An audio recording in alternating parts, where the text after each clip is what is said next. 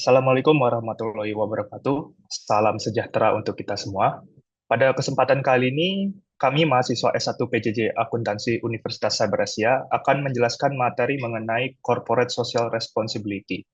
Uh, Pada kelompok 6 ini, kami akan menjelaskan materi yang kontra terkait dengan penerapan CSR dalam perusahaan. Adapun kelompok 6 terdiri dari 6 anggota.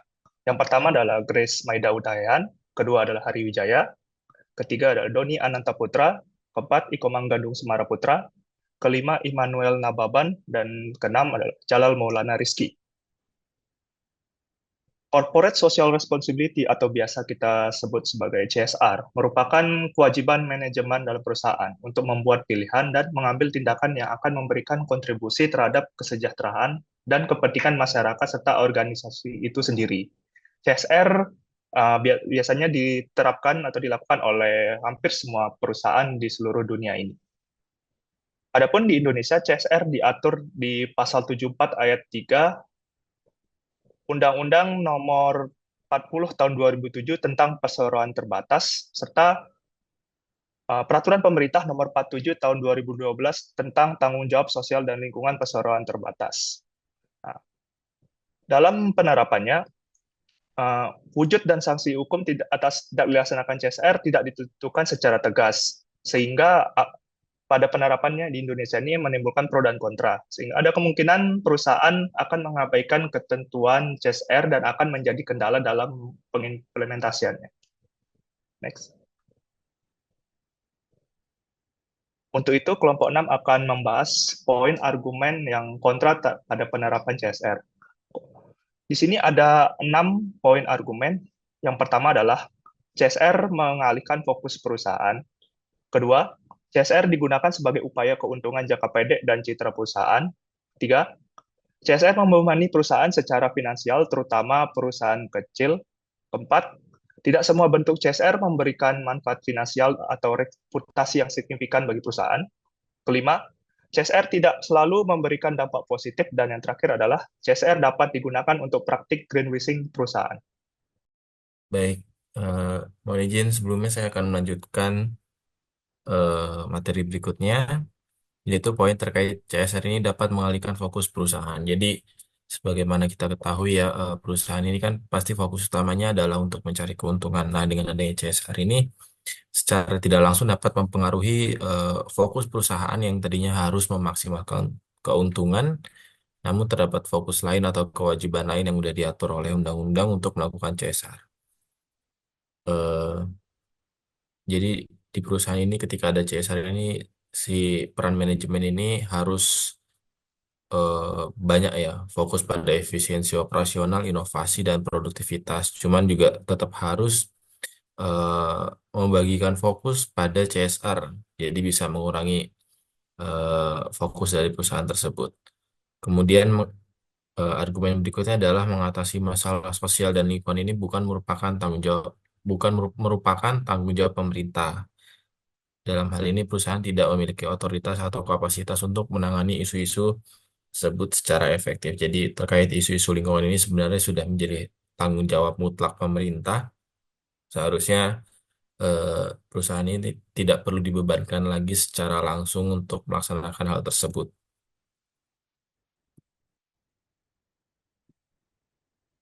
Kemudian, yang kedua adalah CSR sebagai upaya keuntungan jangka pendek dan citra perusahaan. Jadi banyak perusahaan yang melakukan program CSR ini sebenarnya tujuannya bukan untuk betul-betul berkontribusi terhadap perubahan sosial, tetapi justru untuk mendapatkan keuntungan jangka pendek berupa peningkatan citra dan reputasi perusahaan tersebut di mata konsumen dan di mata para pemangku kepentingan. Kemudian banyak juga perusahaan-perusahaan ini yang meluncurkan kampanye program CSR secara besar-besaran, tetapi nggak ada tuh perubahan nyata dalam cara mereka beroperasi. Mereka justru berfokus pada kegiatan CSR yang sangat terlihat seperti donasi atau sponsor acara, namun tidak mengubah kebijakan internal mereka yang mungkin bertentangan dengan prinsip-prinsip sosial dan memiliki dampak negatif bagi lingkungannya. Kemudian ini salah satu contoh CSR sebagai upaya keuntungan jangka pendek dan citra perusahaan. Jadi PT Gudang Garam ini ada melaksanakan berbagai program CSR seperti pengadaan air bersih, layanan kesehatan gratis masyarakat, pembangunan pasar ikan, dan lain-lain. Meskipun program ini memberi manfaat, tujuan utama pelaksananya untuk menjaga dan meningkatkan citra positif. Itu jadi salah satu eh, tujuan dari program CSR tersebut. Nah, hal ini tercermin pernyataan bahwa melalui program CSR, perusahaan selalu dapat meningkatkan citra positif di mata masyarakat yang dibuktikan dengan minimnya konflik. Namun, hal ini juga harus jadi bahan kritis kita juga, apakah benar eh, perusahaan ini nih melakukan program CSR ini benar-benar betul-betul untuk eh, mendapatkan perubahan signifikan di lingkungan sosial dan lingkungan sosial maupun sumber daya alam atau bagaimana. Mungkin itu yang dapat saya sampaikan. Selanjutnya akan dijelaskan oleh rekan saya. Baik, terima kasih Mas Jalal. Baik, poin selanjutnya adalah CSR membebani perusahaan secara finansial, terutama perusahaan kecil.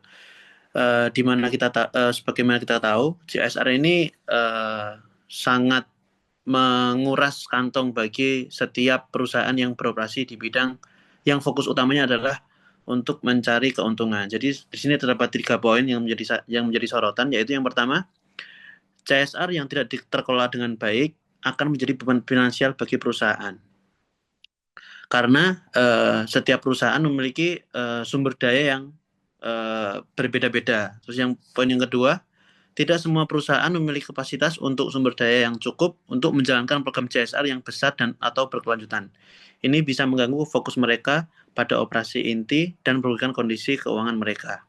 Dan yang terakhir, perusahaan kecil dan menengah atau UMKM seringkali harus mengorbankan investasi lain yang lebih penting untuk mengikuti tuntutan CSR, seperti investasi pada inovasi, perkembangan produk, atau perkembangan pasar. Nah, jadi inti dari ketiga poin ini adalah CSR ini seringkali menjadi beban finansial yang membebani perusahaan yang seharusnya dana tersebut yang digunakan untuk CSR bisa digunakan untuk meningkatkan kapasitas produksi, meningkatkan perluasan pasar, dan juga perkembangan produk itu sendiri. Jadi dapat diibaratkan perusahaan-perusahaan kecil dan menengah ini belum sempat untuk survive, belum sempat untuk besar, tapi harus diberi tanggung jawab yang cukup besar sehingga menghambat perkembangan mereka. Seperti itu. Next, Mas. Nah, ini adalah sebagai salah satu contoh bagaimana CSR membebani perusahaan secara finansial. Contohnya adalah sebuah perusahaan kecil memfokuskan anggaran mereka kepada kegiatan CSR, misalnya donasi atau event sosial, tanpa mempertimbangkan kebutuhan operasional atau mempertimbangkan kepentingan bisnis. Akhirnya dapat merugikan arus kas dan kelangsungan usaha mereka.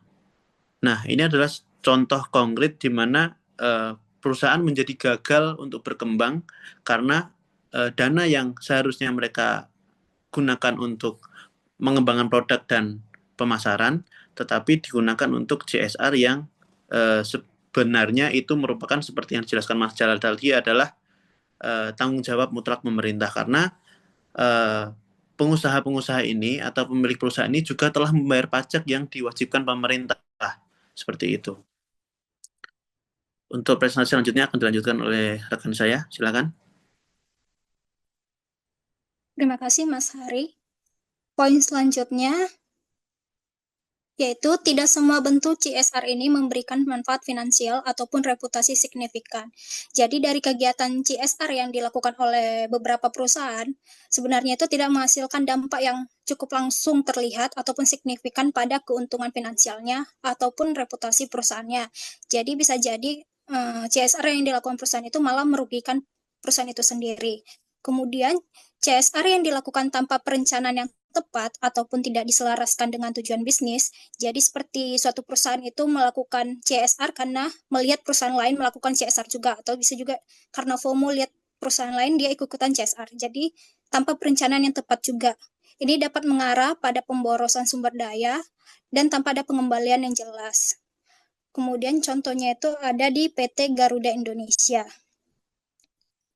Slide selanjutnya, Mas. Jadi di sini Garuda Indonesia ini merupakan termasuk perusahaan yang cukup besar ya, di mana menghadapi masalah keuangan dalam beberapa tahun terakhir, termasuk utang yang tinggi dan kebutuhan untuk restrukturisasi. Meskipun Garuda Indonesia ini menjalankan berbagai inisiatif CSR, yaitu melalui program-program CSR yang disebut Garuda Indonesia Cares atau Garuda Indonesia Peduli, yang melalui CSR program ekonomi, sosial, dan lingkungan. Tetapi atas inisiatif CSR ini malah Garuda Indonesia ini harus mengeluarkan dana yang cukup besar. Padahal Garuda Indonesia mengalami situasi keuangan yang sulit. Alokasi dana untuk kegiatan CSR dapat memperburuk kondisi keuangan perusahaan karena dana yang seharusnya digunakan untuk operasional atau membayar utang itu dialihkan untuk program sosial atau lingkungan. Jadi sini bisa terlihat dari program CSR yang dilakukan oleh PT Garuda Indonesia itu tidak memberikan dampak yang cukup terlihat. Bisa saja yang menggunakan Garuda Indonesia itu bukan karena CSR yang dilakukannya, tetapi bisa saja karena faktor lain seperti kenyamanan dan keamanan menggunakan Garuda Indonesia, bukan karena CSR yang dilakukan Garudanya. Jadi bisa dilihat implementasi CSR yang tidak terencana dengan baik dapat mengakibatkan pemborosan sumber daya tanpa memberikan manfaat finansial atau reputasi yang signifikan bagi perusahaan. Poin selanjutnya akan dilanjutkan oleh Mas Doni. Terima kasih. Untuk poin selanjutnya, CSR tidak selalu memberikan dampak positif. CSR terkadang bertentangan dengan praktik operasional yang dilakukan oleh perusahaan. Hasil dari program CSR seringkali tidak terukur secara konkret karena pada Undang-Undang Perseroan Terbatas dan pada PP 47 tahun 2012 tidak ditentukan besaran yang pasti mengenai jumlah CSR yang harus dikeluarkan oleh suatu perusahaan. Hal ini dapat menjadi tidak efektif pula akibat adanya perilaku hipokrit atau berpura-pura yang dilakukan oleh suatu perusahaan.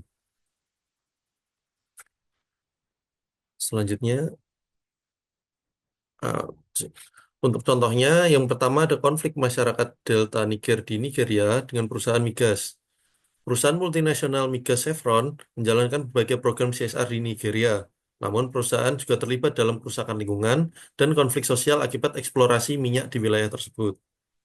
Selanjutnya, untuk Coca-Cola memiliki program CSR yang fokus pada konservasi air dan mendukung komunitas lokal.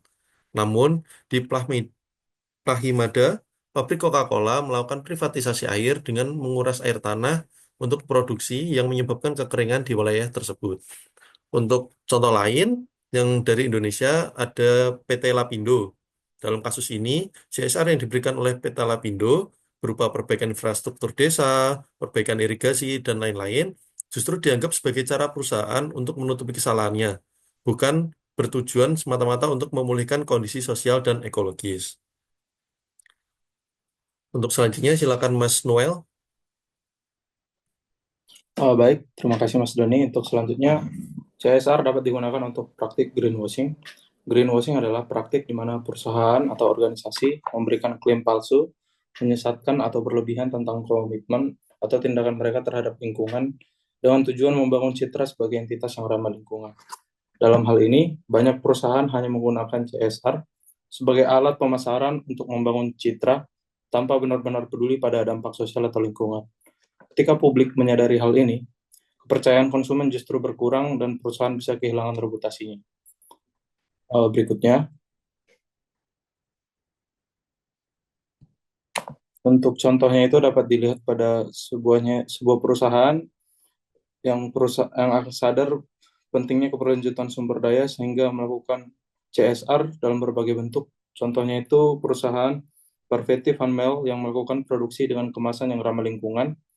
Greenwashing yang dilakukan oleh perusahaan tersebut adalah membuat klaim ramah lingkungan dengan kemasan kotak kardus baru, namun tidak menyebutkan bahwa kemasan merupakan bahan komposit yang tidak dapat didaur ulang, yang terbuat dari kartu aluminium dan plastik. Lalu berikutnya ada di tahun 2015, sebuah perusahaan yang berada di bidang otomotif, yaitu Volkswagen, terungkap terlibat dalam skandal Dieselgate, di mana mereka memanipulasi perangkat lunak di kendaraan mereka untuk memasukkan data emisi, Meski mereka sering mempromosikan diri sebagai perusahaan yang peduli lingkungan, tindakan ini menggugurkan kredibilitas CSR mereka. Dan sebagai contoh juga yang di Indonesia yang telah disebutkan oleh rekan saya sebelumnya, banyak perusahaan-perusahaan di Indonesia terutama yang bergerak di sektor pertambangan mungkin, itu melakukan CSR yang sebenarnya hanya untuk membangun citra mereka di mata publik agar bagus. Tapi secara dampaknya di masyarakat, banyak masyarakat terdampak yang mengalami kerugian secara finansial dan kerugian secara moral. Untuk kesimpulannya,